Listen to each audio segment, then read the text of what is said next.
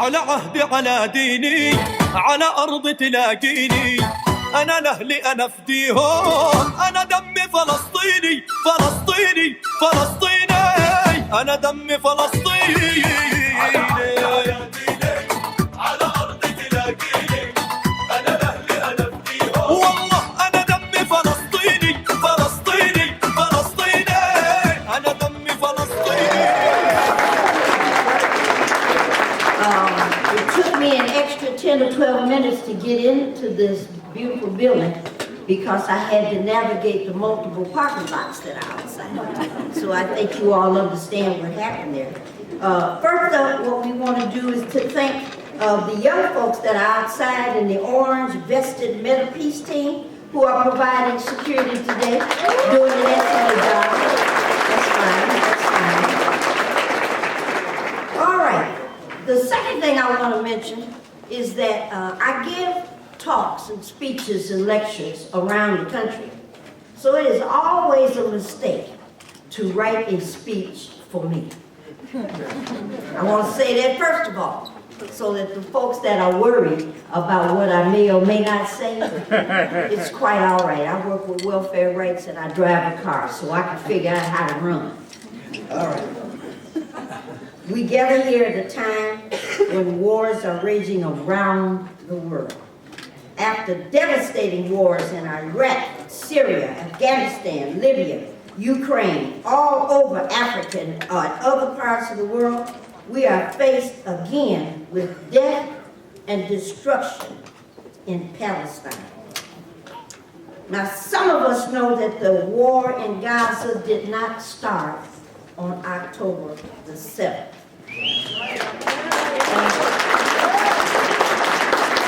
Most of the world is watching in horror attempts to criminalize anyone who challenges anything. Charges come forward, and we're all labeled as anti-Semitic. And in other areas, somebody says must be anti-Muslim.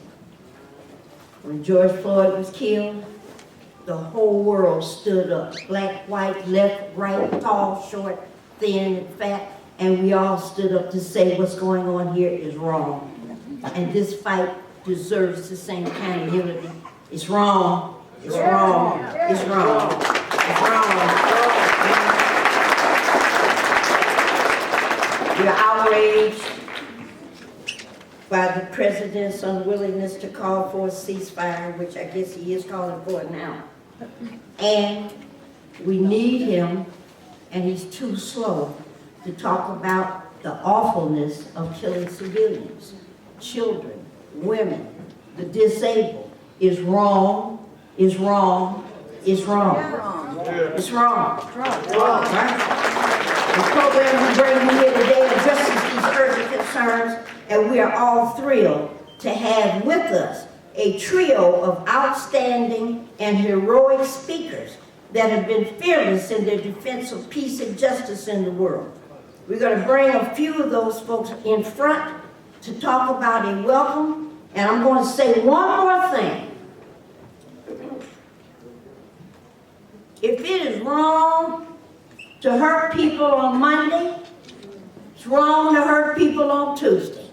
If it's wrong to hurt people on the left, it's wrong to hurt people on the right. What this fight is going to demand is that the higher level we're trying to reach is we have got to find peace. We've got to find peace. We got a war department, a military department, we need a peace department, and stop all that damn fighting department. Some kind of way, we have to figure it out, to put people together on the right footing. We're going to demand a ceasefire, and we're going to demand the stopping of mass killings. Now we're going to start our program today with a few brief welcoming statements from three of our local leaders. And let's bring the first one up, and let's see here. We have a special guest that came. And I only met this young man for the first time in person today, but I I thought it couldn't be the mayor because he's so young looking. I'm not used to mayors that look like this. Please give a welcome to the mayor, Abdullah.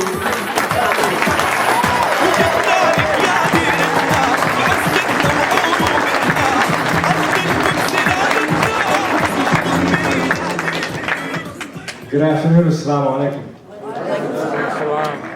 alaikum. There are only two kinds of people, the young and the young at heart. There's no other category. You know, I thought long and hard about what I would say if I were able to attend tonight's rally. And I feel like I've said it all over the last several months. For those who don't know, the greatest man I'd ever met in my life was my grandfather, HAMMOUD. And he's the individual who gave me my name. He named me in March of 1990.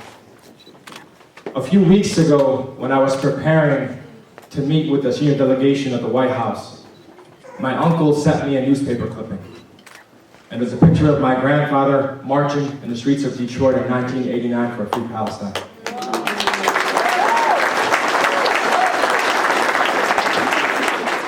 What the world has failed to comprehend is that this issue is multi-generational. And this issue will continue until we see a just solution for the Palestinian people. That's right. This is not an issue for us that we only advocate for on Monday or Tuesday, or one that we've been speaking about only since October 7th.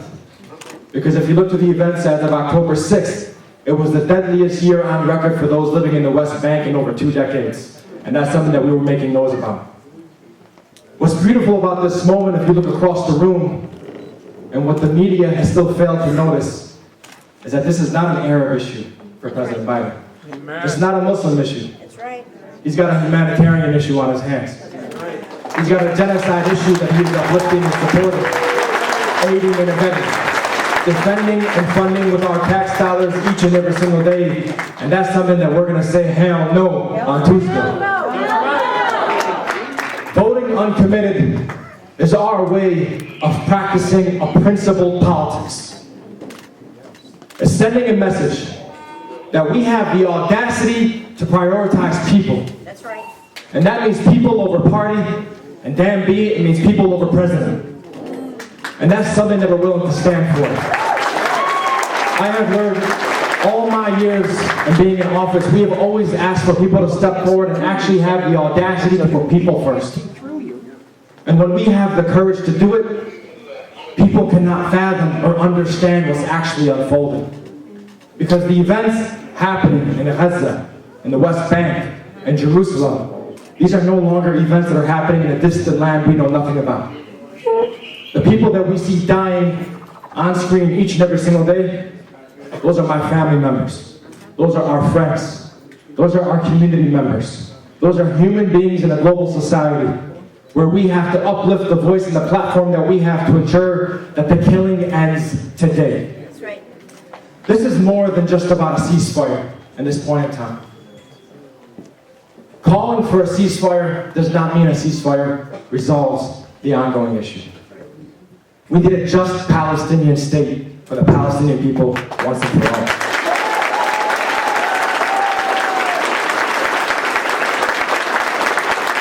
Now I'm at a point where we see all the cameras. The world is watching. We are under the microscope. People want to know what's going to unfold in Michigan come Tuesday. And I think it's important to state unequivocally right now that the uncommitted campaign, that this campaign for justice in Palestine is already successful. Because if you look across this room, it is multiracial, That's right. multi-ethnic, multi-faithful, multi-generational, and this is the type of movement that brings down tyrants. And the biggest tyrant around the globe is Benjamin Netanyahu, and it's damn time to name him myself.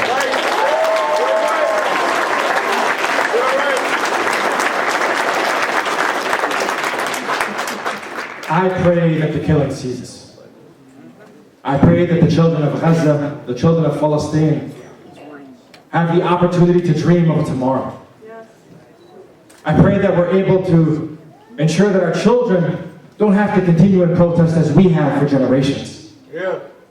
I pray that we all advocate for a better tomorrow for one another, because we understand that if we uplift community, we uplift ourselves. That's right. That if we help the least of us, we're helping all of us. Yeah. That's what this is about. I want to thank each and every single one of you from the bottom of my heart. This has been a taxing time, an emotional time, mentally depleting, physically and spiritually depleting.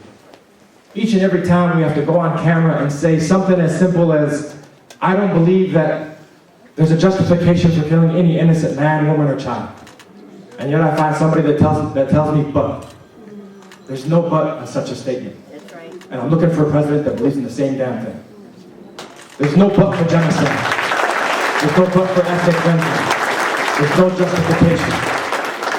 We believe in uplifting the moral ground for each and every single individual, man, woman, and child across this globe. And we're going to keep making our voices heard until the results demonstrate such. Thank you. Assalamu alaikum.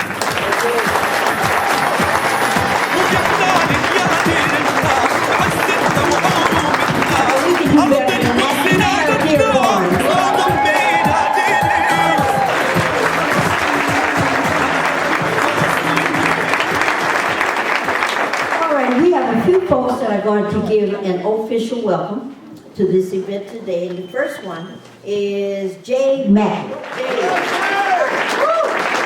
Come on, stand next to me, and those must be your bodyguards. Bring them on up here. Okay.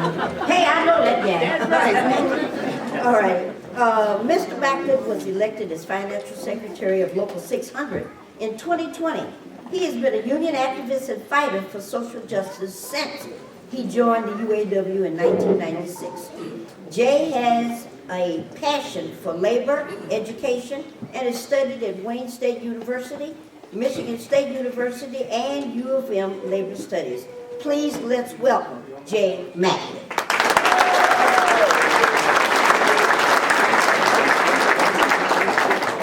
Assalamu alaikum.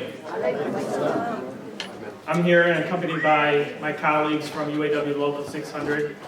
First and foremost, it's our president, Tony Richard. And our second vice president, Harold Bird.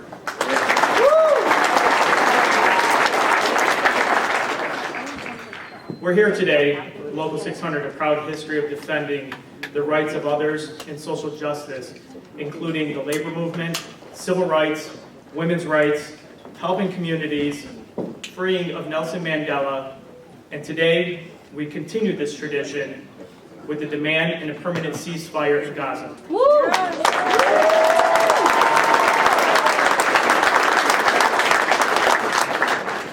We're demanding a push for peace and allow humanitarian aid to flow into Gaza to help the innocent civilians.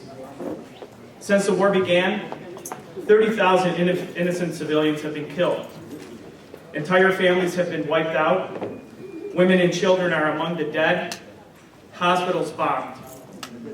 The level of cruelty is beyond comprehension. People of Gaza have had no water, no food, no electricity, no safety from shelling. Doctors are performing amputations without anesthesia. As Americans, as parents, siblings, we must demand peace in the region and understand a majority of Americans demand a ceasefire.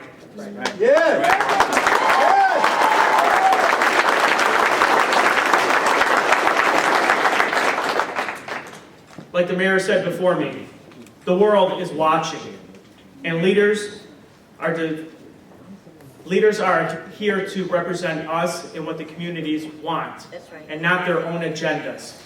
We are demanding a ceasefire, and we demand that they take our voices to the White House and demand the same. The people of Gaza deserve what we have here in the United States, to live free. So from here, from Detroit to Gaza, from Dearborn to Gaza, from Local 600 to Gaza, we demand a ceasefire.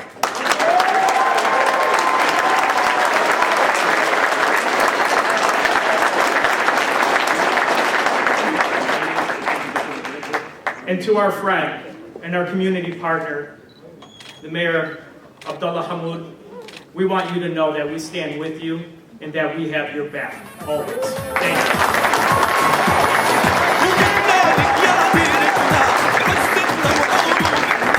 Alrighty, our second welcoming individual is a good friend of mine, Miss Julie Hurwitz.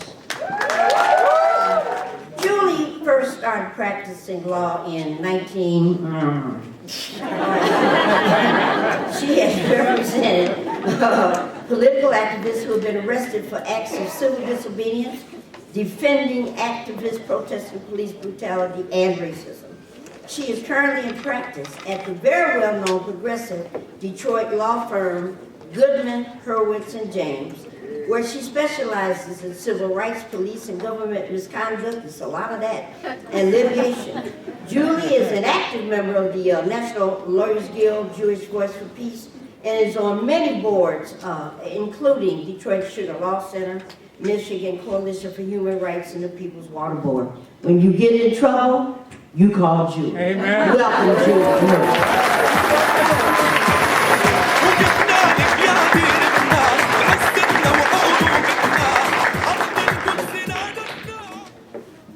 Thank you for your invitation for me to speak to you today. As Maureen mentioned, I'm a proud member of Jewish Voice for Peace and a longtime member of the National Lawyers Guild. In thinking about what I was going to talk to you about today, I was struck by the story of a young woman named Hannah Stolzer, a 24-year-old Jewish American who, like me and the tens of thousands of other Jews in this country, who proudly support a free Palestine and believe that Israel is engaging in genocide against the Palestinian people. I, like Hannah, attended Hebrew school as a child, was bat mitzvahed, was confirmed, and was indoctrinated with Zionist ideology. My family was staunchly Zionist, and there was no other perspective that was ever presented to me, other than my gut feeling that there was something horribly wrong with this picture. As Hannah told a reporter for the Middle East Eye a few days ago, and these are her words, "Today, right now, to me, being a Jewish American means standing up against the Israeli government and practicing the values that have been instilled in us since Hebrew school. To be Jewish is to expand the compassion and empathy and humanity for everyone, whether they are in New York, or Dearborn, or Detroit, or Gaza. As a progressive Jewish person in this country, I am horrified by the actions of the Israeli government over the past 4 months. And we all know that the repression of Palestinians in Israel, Gaza, the West Bank has been an ongoing source of horror for decades. And as a practicing civil rights lawyer for more than years,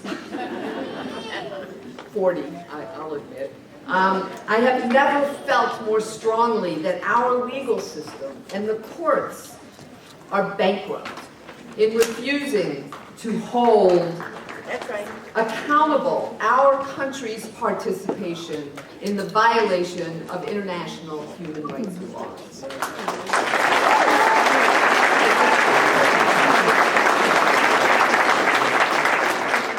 And as a Jewish person, I am appalled that our government has not only blindly supported Israel since its inception, and more recently in its genocidal attacks on the Palestinian people in Gaza, but that in just this past year, in December of 2023, the right-wing Republican-led House officially and opportunistically pronounced that anti-Zionism equals anti-Semitism.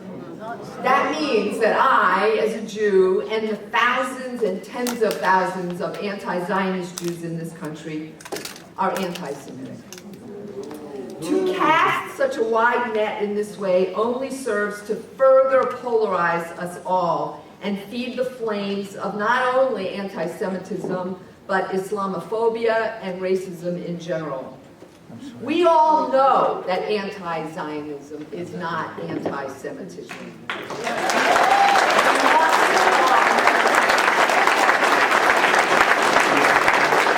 Stand up to the lies that are being propagated by the far-right movement in this country and the Zionist ideology that wrongly equates anti-Zionism with anti-Semitism. The actions of the Israeli government and of our government are not only failing to eradicate anti-Semitism, they are fueling its flames. We are at a crossroads. We all know that our government, now led by President Biden, is complicit. This is not new. It didn't start with Biden. The U.S. government has backed and supported repressive regimes around the world since its emergence as a world power. And we all know that the history of U.S. foreign policy in Israel has been complicit for decades since the creation of Israel as a nation. Now, however, more people than ever in our history as a country have become conscious and are being mobilized to speak out against this genocide. At the same time, we are also as dangerously close to a full-blown fascist state in this country than we have ever been. We cannot, we must not let Donald Trump become the president. What will we do? We continue to demand a ceasefire now. In our local communities, in the media, in Congress, and in the White House. We continue to support BDS, boycott, divest, and sanctions. And we must send a message to President Biden. If you haven't already voted in the upcoming primary, we must vote uncommitted. We are all in this as one people united. The people united will never be defeated. Ceasefire now. Ceasefire now.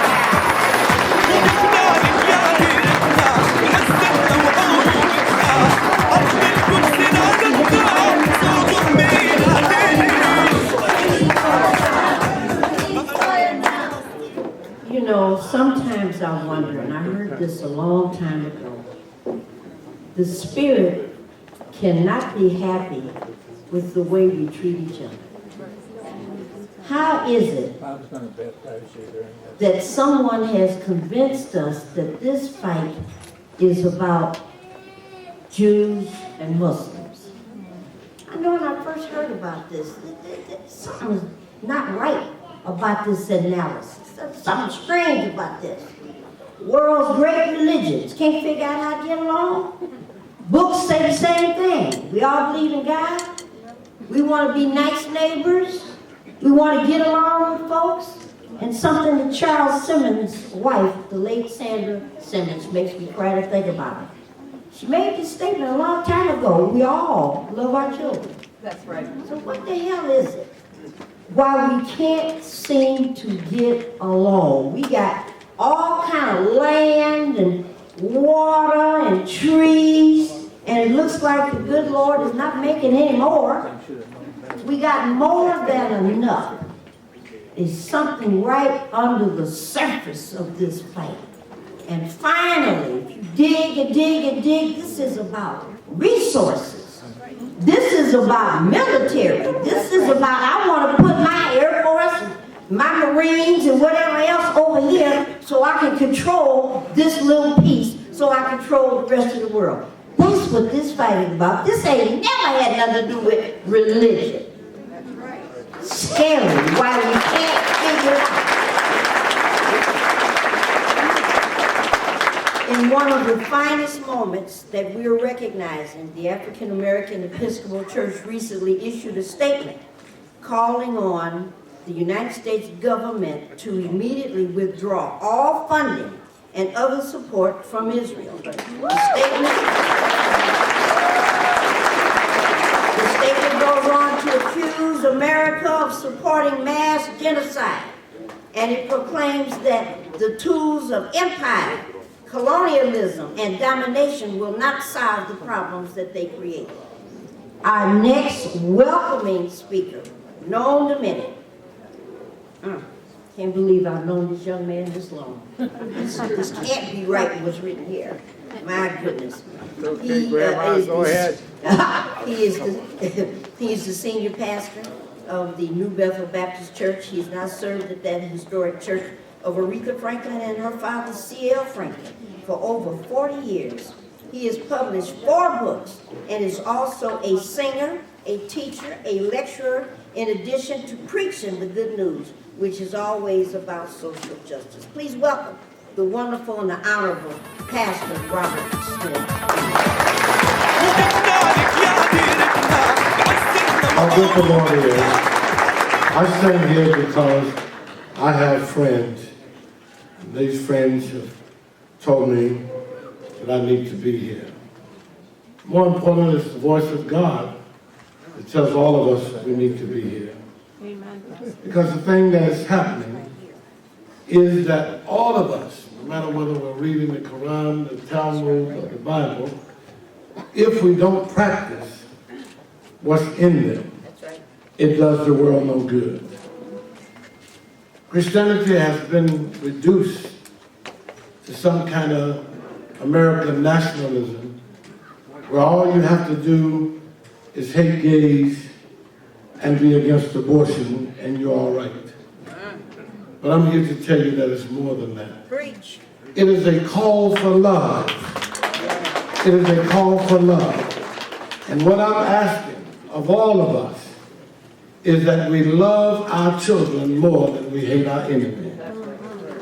If you hate your enemy more, you're going to make enemies for your children for generations to come. Can you hear me? Let me try to say that one more time, and I'm out the way. I said that no matter what faith you're practicing, Say that. every one of them calls for love. That's right. Every one of them calls for making the world a better place as a result of God sending you here. So what we got to do is understand that somehow or another, we got to love our children more than we hate our enemies. That's right. Because when you hate your enemy more than you love your children, as Netanyahu apparently does, you're only making wars for generations to come. That's right. The children whose fathers have been killed in Gaza, whose mothers have been killed in front of their eyes, they will become enemies. That's right. And not lovers and shepherds. That's right. So I pray that we will change. We change our leadership top to bottom and get those who believe more in the power of sending bread and butter There you go. over bullets and bombs. God bless you. And I think he said what we're all feeling. How is it that we're all able to be in this room and that young man who was masquerading as the mayor of Dearborn, what he said, he was right. How is it that we can be in this room with all kinds of religions, all kinds of facial complexions, all kinds of beliefs? I work with welfare rights and I defend the right every single day for people to have access to water. People in the Middle East are part of my fight. They got to have the right to have water too. I fight every day here for people to have access to housing. Folks in the Middle East got the right to have housing too. There's no difference. Half the times the battle is won if we just step up. You know, what is it? We can get along in this room. Nobody's acting and looking ugly. But once we leave, it turns into something else. Maybe what we better do is to find out how to put everybody in this room. Everybody, all 315 million, figure out how to take a little part in here. Because this is what love and democracy looks like right here. This is what it looks like right here. All right, now the main part of our program is on the way. And I love it because it's the power part of the program. And obviously that means we have women coming to the stage. But you already knew that. So the sisters are going to come and talk a little bit about what's going on. The young men, don't feel bad. You know, we're not mad at you. All right, not mad at you. All right, we're going to bring in first people that and young women that have been supportive of Palestine and have called for a ceasefire. Our main speaker is from the Detroit City Council, Ms. Gabriela Santiago-Romero.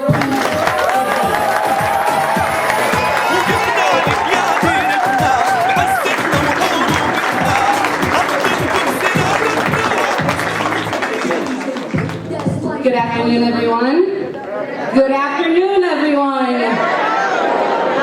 As has been mentioned, my name is Gabriela Santiago-Romero, and I am honored to represent Detroit's most beautiful and diverse district on City Council, District 6. I am a proud immigrant born in Mexico and raised by a single mother in Southwest Detroit. Southwest is home to so many Latinx and Arab families, many who immigrated with the same dream as my mother's, to find a safe place where our family can thrive and call home. If you drive around my childhood neighborhood right now, over by Tarno and McGraw, you will see flags from Puerto Rico, Mexico, Palestine, Lebanon, Iraq, and so much more. I have been eternally blessed to be surrounded by the smells of arroz con gandules, tacos, stuffed lamb, and chicken shawarma. I am who I am, and I love how I love today, because I have witnessed my loving neighbors pour into their families and homes. And it's what makes Southwest Detroit so beautiful. While there is beauty in our community, there is struggle. From the daily struggles and challenges of making ends meet, to missing your families back in your homeland, or in the case of Palestine, witnessing your family be killed in an ongoing genocide.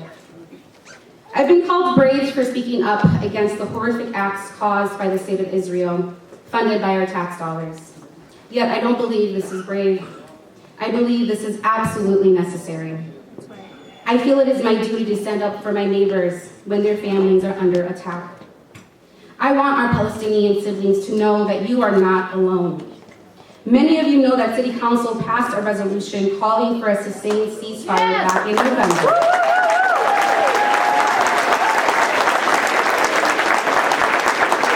This made us the largest city to do so at that time.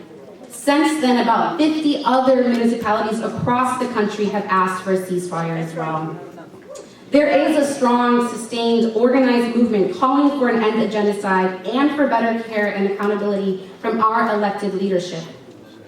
While I am proud to support our local efforts at the council table, we know that there is much more to do to protect innocent lives and stop the endless cycle of destruction and death in Gaza.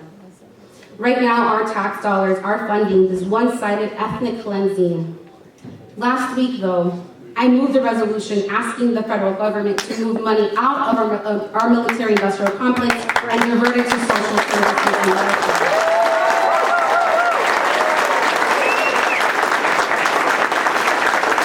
Thank you to our local leadership, Michigan Roundtable for Peace, and so many others for leading this work on the grounds. The resolution will be in front of City Council this Tuesday. If you're free at 10 a.m., please call in for public comments and show your support. There's also a very important date coming up this Tuesday. We've been calling on Congress and the administration to act, and we have been ignored. Our government is playing a dangerous and stupid game, which will lead to stupid prizes. I'm tired of games. I'm tired of being asked to vote out of fear. I know that with community, I have nothing to fear. And I will be voting uncommitted this Tuesday and believe that we all should.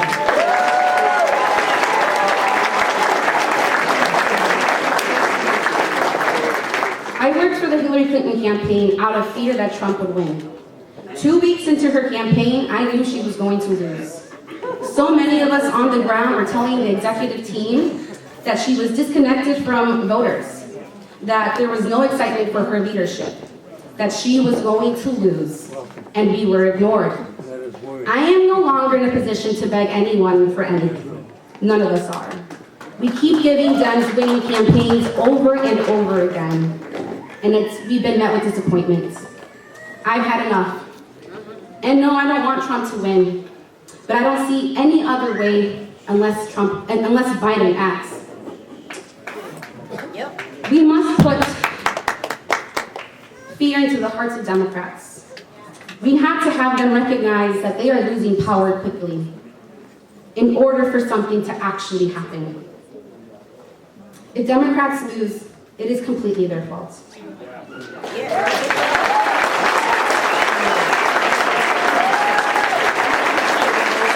I believe that no matter the outcome, we are going to be okay. We've got us, and as a social worker and community organizer, I believe in the power of stories. And the story that we're creating right now is beautiful and powerful. It is one that is diverse, that shares our human experience, that reflects our history, that is rooted in what our future can be. Stories are an essential part of our solidarity, and I believe in the end, we will have a happy ending. To both my Jewish and Palestinian siblings in the struggle, I see you and I love you. Because of you, I believe in humanity.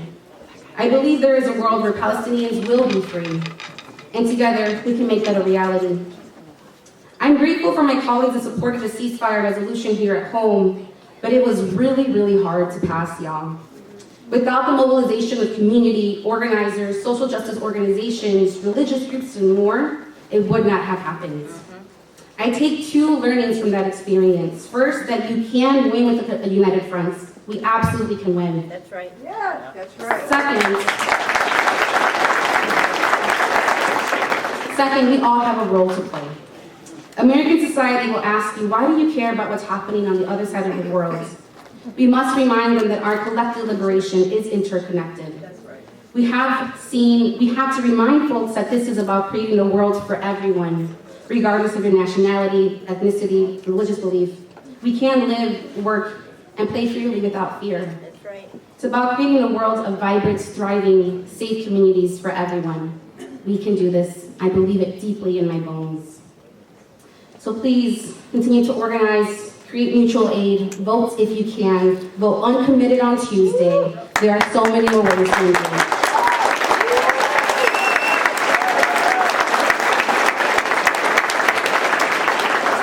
The Henry Ford Museum had a really beautiful, powerful Nelson Mandela exhibit last year. Just as Nelson Mandela became a global icon who championed the abolishment of apartheid in South Africa, I believe that our generation can do that and be the champion for Palestine. If history is our compass, due north will reveal to us that the world we are working for is possible.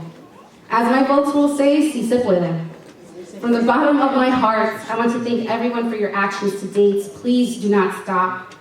People in Palestine are depending on us to continue to amplify their cries for freedom, so please keep speaking out.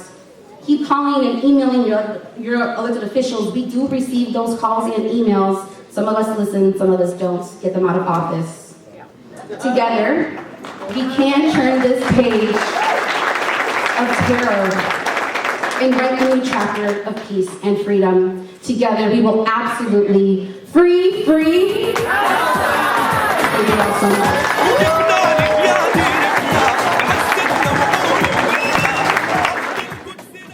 Our next speaker is a former Ohio State Senator, a senior fellow at the New School Institute of Race, Power, and Political Economy.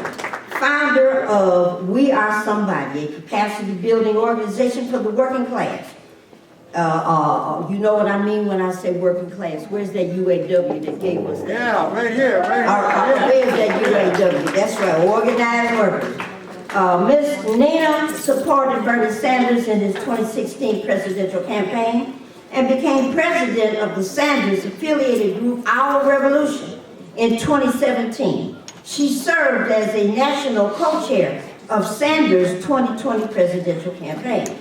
Nina also served as an assistant professor of history at Cuyahoga Community College.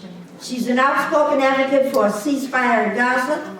In her primary bid for a congressional seat in Ohio's 11th district, she was defeated by a candidate funded by you-know-who, a lobby. The Israeli lobby paid millions of dollars to make sure that Ms. Nina will not be a Congresswoman of Ohio and Washington. Put your hands together to welcome Nina Turner.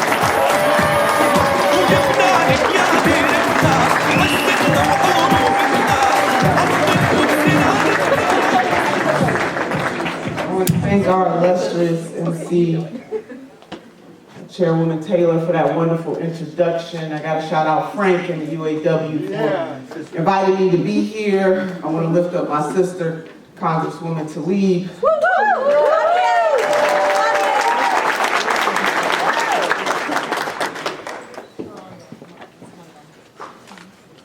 The African Methodist Episcopal Church, and I know Frank wanted to make sure that I brought this up, is very much in support of ceasefire, one of the largest black congregational institutions in the United States of America came out and said ceasefire.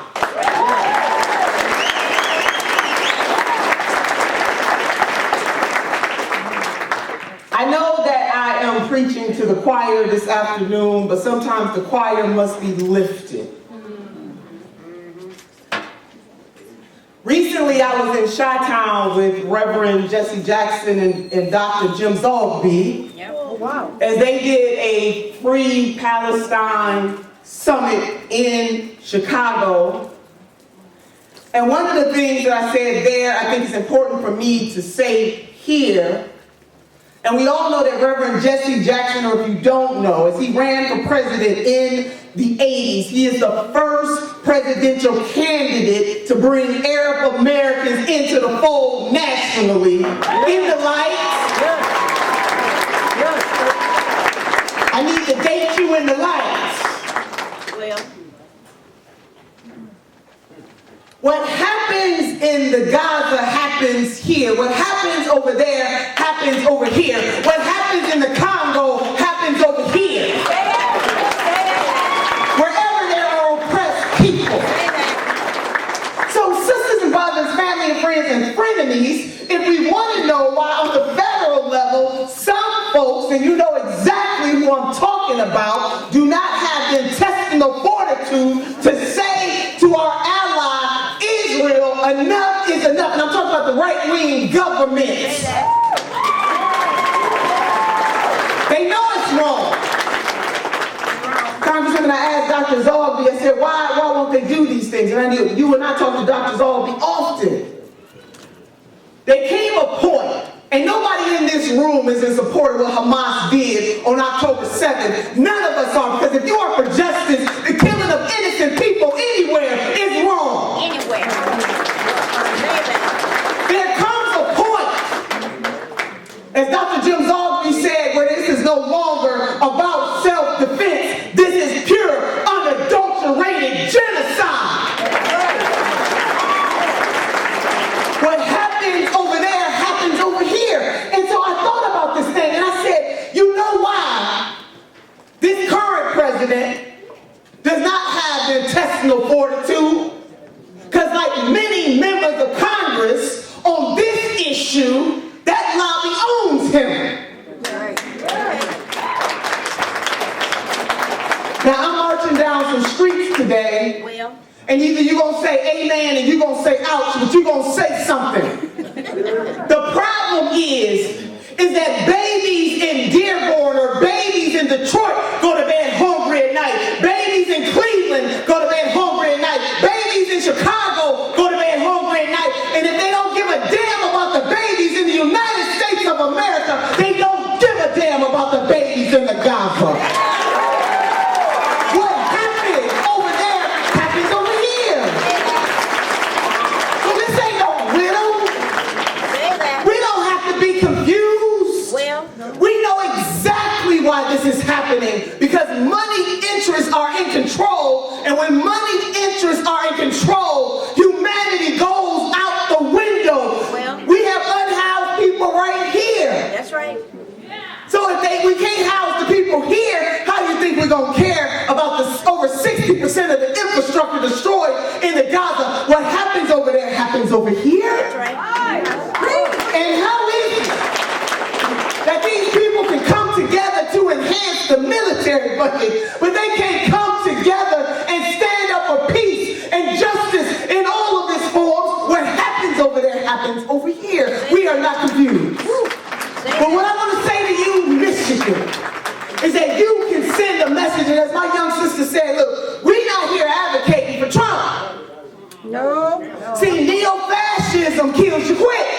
right. Neoliberalism might give you 24 hours, but you know, at least you got some time to try to live. But if the other side wins, I agree with my sister, it is going to be their fault because they are not answering to the needs of the people. We have a moral conundrum in this country.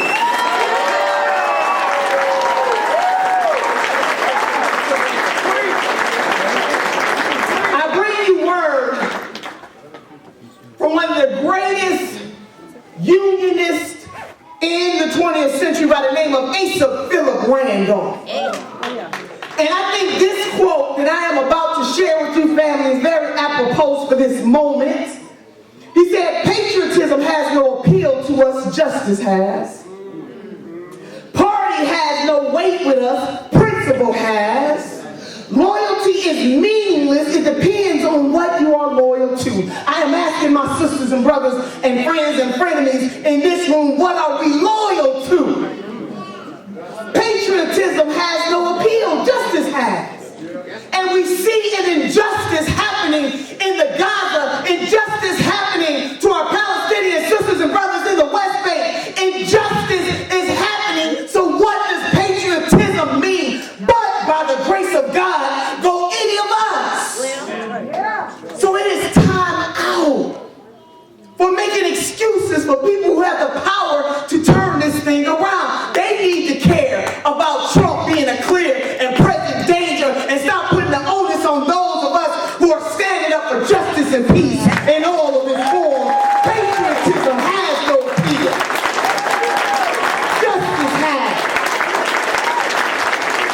Party has no weight with us. Principle has. Say that.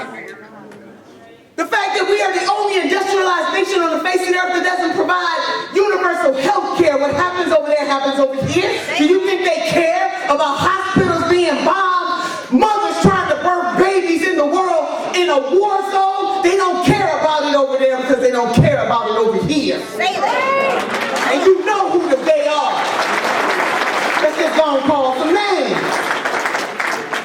Loyalty is meaningless. It depends on what you are loyal to. Let me tell you something. Sister Turner, for me, I don't worship no man. I don't worship no woman. I don't worship any political affiliation. I worship God and I serve the people. And this is the truth. That we need justice and security for both peoples. Both peoples, justice and peace. That's right.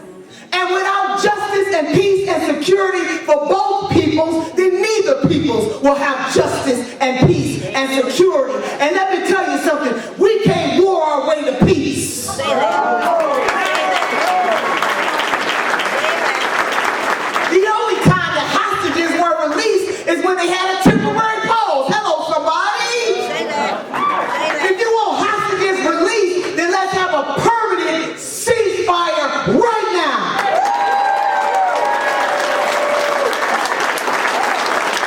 Loyalty has no meaning. It depends on who you're loyal to. So I'm wrapping this thing up. Let me just say this to you. My grandmother had a saying. She said, you can put truth in the river 5 days after lie, but truth gonna catch up.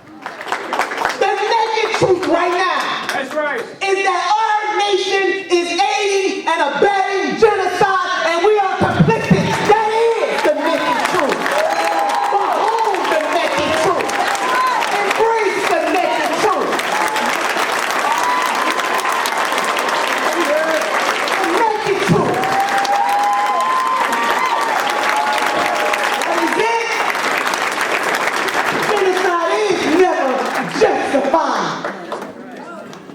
So all of you in good conscience, no matter who you hail from, no matter what religion you rocking, no matter what you rocking, we are here together today to stand up for truth and justice in all of its forms for all people, for all time. Free Palestine!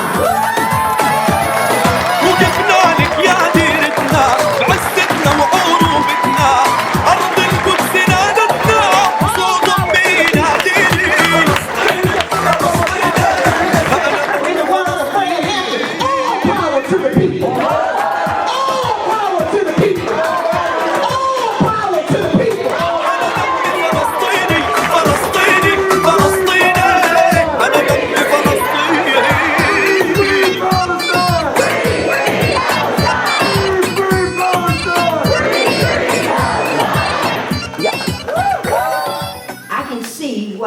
might have been a group of people that wanted her to go home. And that same group of people not only wanted her to go home, they wanted her to stay home, and I can understand.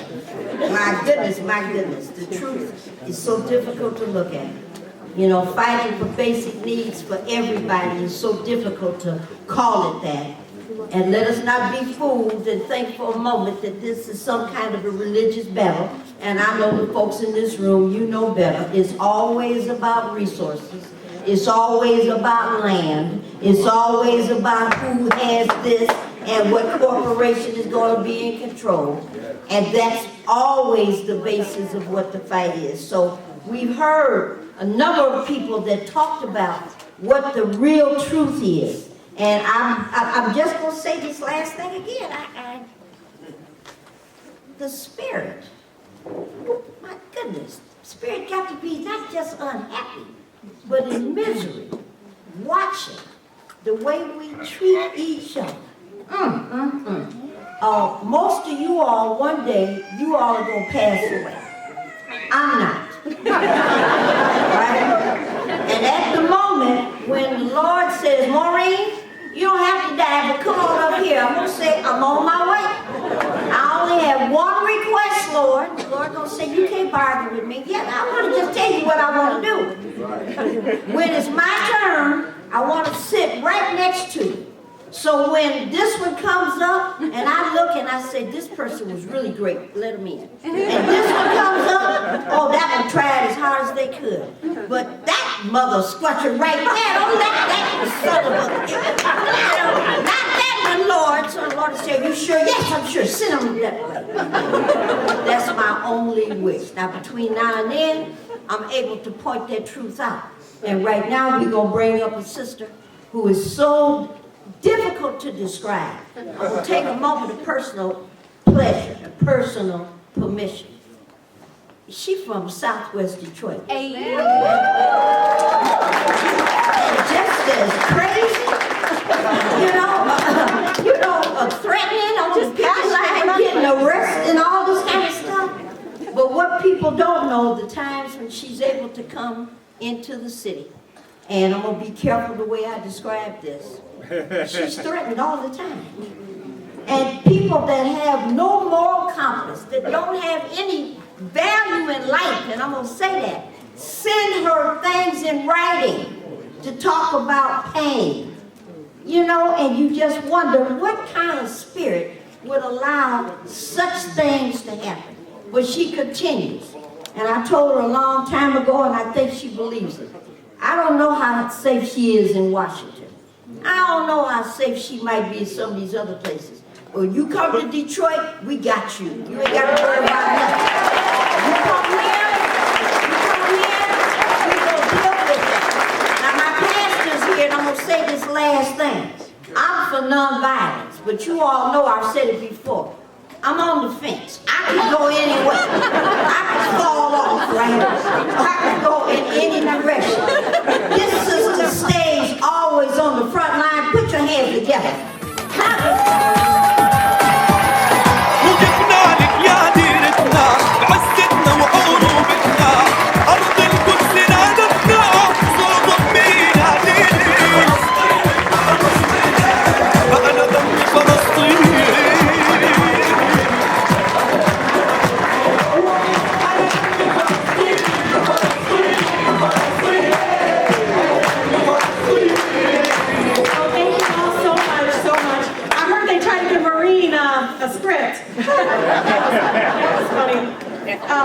But thank you all so much. The thing about Maureen is she has been on the front lines for a very long time, y'all. And I don't care who it is that has been oppressed, child that needs to be clothed, the child needs to be fed. She has been on the front lines. And as Maureen knows, and many of the community mothers all throughout the most beautiful, blackest city in the country that raised me, we always say cutting off water is violence. Yes, it is. I don't care if it's here in Detroit or Gaza. That's right. We must demand that water is a human right everywhere.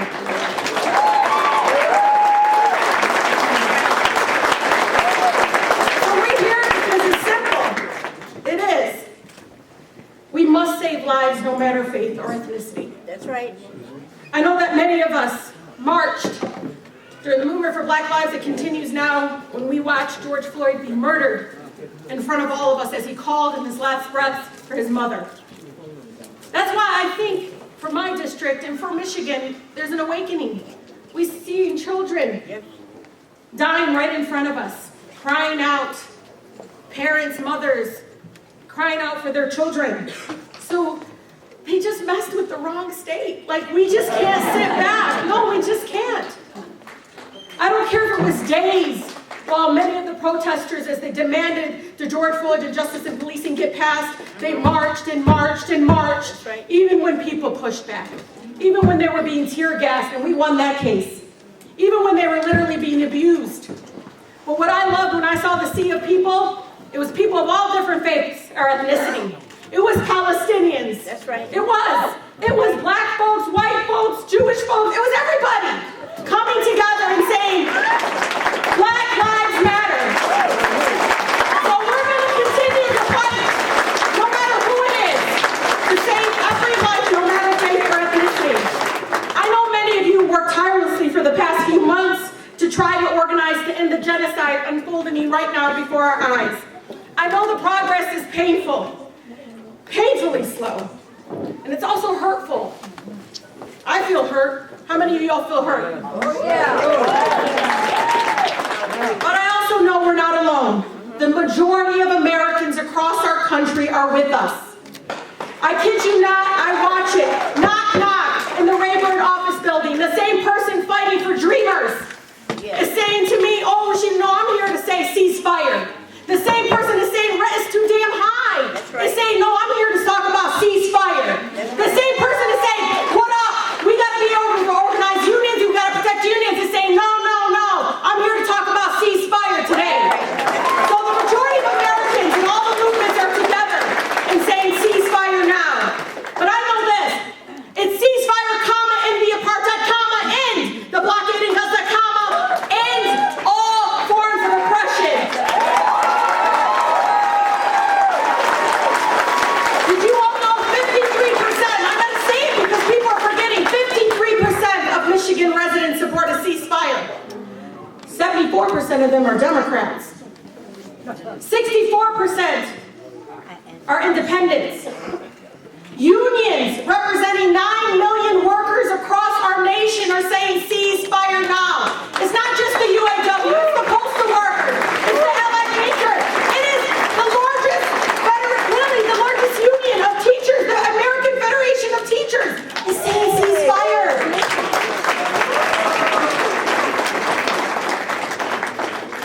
People around the world of all different backgrounds and faiths and ethnicities and countries have seen what is happening to Palestine and have decided it can no longer remain silent. Over the past few weeks, we've heard a lot about how the president and the administration are, quote, concerned, troubled by the Israeli government's actions. And yet this past week, I was hopeful. I really was this time. This past week, once again, our country vetoed a resolution at the United Nations for the third time calling for an immediate ceasefire, moved to bypass Congress literally within minutes to send more weapons to the genocidal maniac of Netanyahu, to drop more bombs on innocent children. In Congress, many of our colleagues, Ceasefire now! Ceasefire now! Ceasefire now! in Congress, many of my colleagues have approached me, Maureen. You ever have people come up to you, Maureen, and they'll like kind of go, hey, God, Netanyahu, I don't support him. Yeah. Well, that's good. Why'd you give him billions of dollars? You voted yes. No, really. Oh, Rashida, you know, I'm a person that has supported two-state solution. I said, great, you just gave it to somebody that doesn't support a two-state solution. You know, wherever you're at, I need you to understand.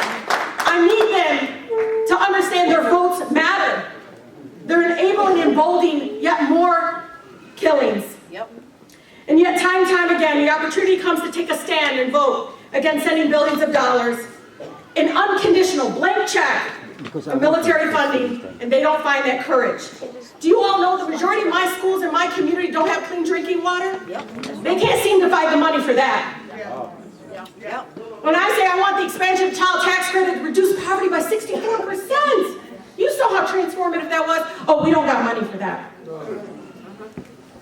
My message to many of my colleagues and the president is simple. It's time to break up with genocidal maniac Netanyahu. It is time, because let me tell you, it's been time, but let me tell you, our democracy is at stake right now. Do you understand? Our democracy is at stake right now if we continue down this path. I see it. A lot of Democratic pundits see it. And southern Gaza, he's about to invade Rafah, the so-called safe zone where 1.5 million Palestinian civilians are displaced without food, clean water, or shelter. Egypt is now building what appears to be an internment camp, y'all. Look at it. In the desert, across the border from Rafah, if Palestinians are continuing to be forcibly displaced from their land. I'm not sure what other proof is needed for my colleagues to see the obvious reality that this is ethnic cleansing taking place right now, live in front of your eyes. Famine and disease are rampant. You all know this. Children are forced to eat grass, animal feed to just survive. Watching a grandmother Maureen with water that looked brown because the mother died. There was no breast milk. Just a grandmother feeding her dog, their grandfather, with brown water. Using starvation as a weapon of war is undeniable war crime. Undeniable. It is a war crime that the United States is actively complicit in the decision to even cut off funding of UNRWA. All across Gaza, the medical system has been directly and intentionally destroyed.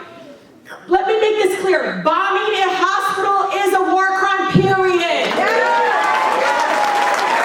Medical staff desperately trying to save what they can without even the most basic supplies and medicine. Surgeries, ammunition, I mean literally, they're cutting children's legs off with nothing. Outrageous. Performed without any of the anesthesia. Nothing. Dozens of medical staff were kidnapped. Maureen, did you know that? By Israeli forces when they stormed Nasser Hospital this past week. One of them, at least 2 hospitals there, been attacked in recent days. Countless medical staff murdered. The ambulance that was found just feet away from Hind, and this is in the West Bank, Hind's body blown, who my mother cannot stop talking about. Hearing that little girl crying, please come and get me. Blown to bits by an Israeli airstrike, even though the Israeli military had guaranteed them safe passage to rescue that child. Netanyahu is a man with a long history of turning extremism and violence to boost his domestic political support. Sounds like somebody we know. And there he is, very real danger that he will expand this war regionally in an effort to stay in power. Make no mistake, the United States is slowly being drawn into Netanyahu's war. The U.S. is actively bombing Yemen right now, the country that prior to the genocide in Gaza had the grip of the world's worst humanitarian crisis. All this, when we were promised no more, we are going to end forever wars. No more. You all know Trump is an existential threat to our democracy. And President Biden is risking another Trump term over his support for the most right-wing government, most extremist government in the history of Israel. And he continues to embolden Netanyahu's war crimes. Say that. Meanwhile, my colleagues in the Senate just voted once again to invest in death and destruction. While people go without housing, they struggle to feed their children, are dying due to lack of health care. I got people calling me all the time, can't afford their utility bills. Yep. Well, I have a message for many of them now. Michigan is courageously saying no more. Not on our watch. We are simply tired of destruction. We really are tired of killings. We want to invest in life. How about that, Maureen? tell you all something. There's nothing humanitarian about temporary pause in this death and destruction. We need a permanent ceasefire.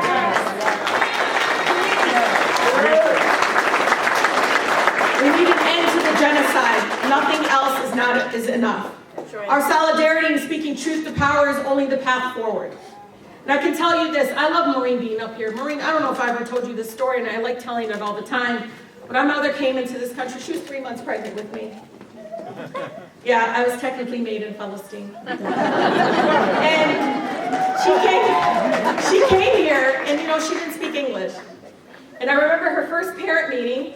We all had these Italian immigrant stories. But my mom's first parent meeting, we didn't have no PTA up in Palestine. And so it was, everybody knew each other, and they just go call on you, and the teacher would tell on you just right away. But I can tell you, I remember this as a little girl in kindergarten, Rev. And you remember little things when you're little, like people don't remember, you're watching. Yes. And I remember my mom trying to introduce herself. Hi, I'm Fatima. And they were like, the black mothers in the room were like, Fatima, we can't hear you, speak up. Speak up. With all the folks coming at me, it's the black mothers in the community. Nuh-uh, keep speaking up. Speak up, Rashida. It is that generation continue to always, I always think about that moment. Because you can't stop, they can try to censure me, but they can't censure the world. That's right. Right? They can't. Our solidarity is incredibly powerful. And I want to remind you all of this. We didn't get the Civil Rights Act because literally the President of the United States woke up one day and said, wow, this is a good idea. Do you think the right to organize unions in our country came because the Congress said this is a good idea? No. It's when workers demanded, they withheld their labor until they got the right to organize unions. The Civil Rights Act, what are y'all talking about? They marched, they did boycotts for a year, bus boycotts. They kept marching, people got arrested. I mean, literally campuses. Black students that were working in solidarity were under attack. Does this sound familiar? Yeah. So they understand this, we're gonna learn. But it has to be the fact that we must show up for everyone. We can't wait just for Palestine. Next week, if it's another community, we show up. That's right. Please don't stop organizing. Don't stop marching. And please, don't make us more invisible by not showing up. Vote. That's right. Please. No, I need you all to show up. And listen to this. I say this to my mom, who's like, I don't know. This is the first time my mother's voted every time she votes. I mean, when you grow up in a UAW home, you vote. You vote. No, you vote. I kid you not. My father, was going to, I kid you not, the first time he ever was able to vote in his life was here in the United States. And the UAW taught him, this is the way that you vote. That's right. That's right. And again, making us less invisible, creating a voting block. Creating a voting block. And this is what we're going to do. We're using our democracy to speak up and say, listen to us. There's nothing wrong with that. Don't make them let it sound controversial. It hurts to feel invisible. So I know folks want to talk about, the organized money and organize this and marches. We all show up for that. But I need you all to show up on Tuesday. Oh, yeah. We're there. You're your friend.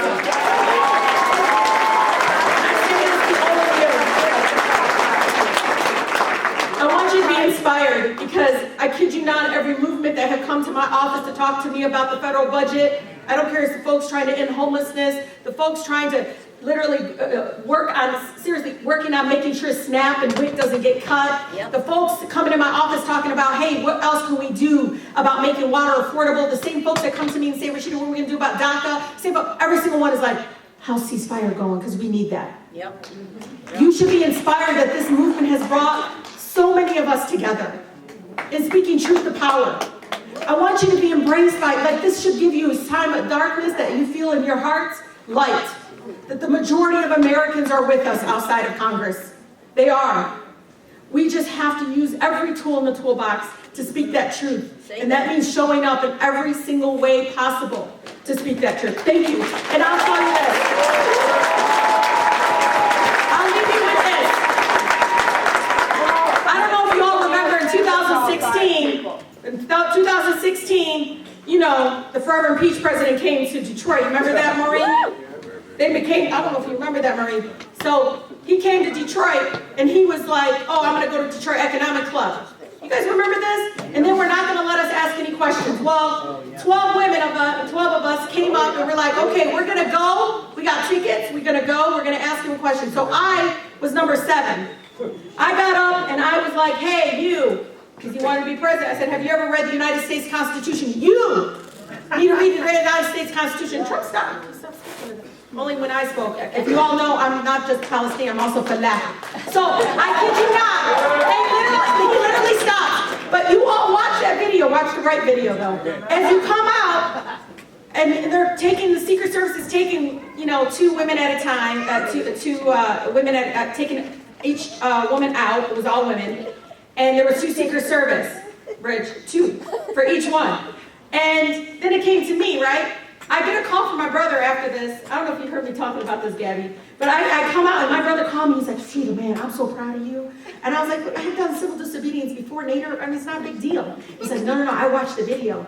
Every single person needed to be let out like by 2 Secret Service. You needed 6 to take over. And so I want you to know, it's going to take a lot more than 6 to take out the only Palestinian American servant in Congress.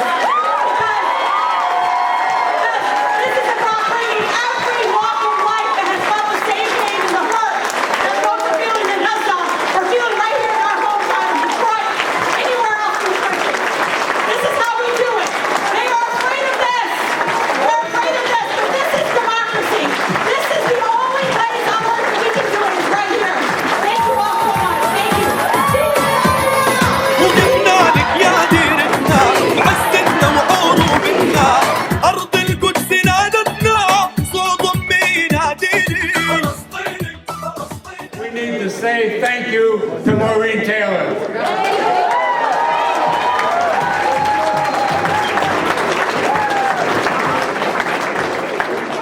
So my job is to turn words into actions, and you are the actors.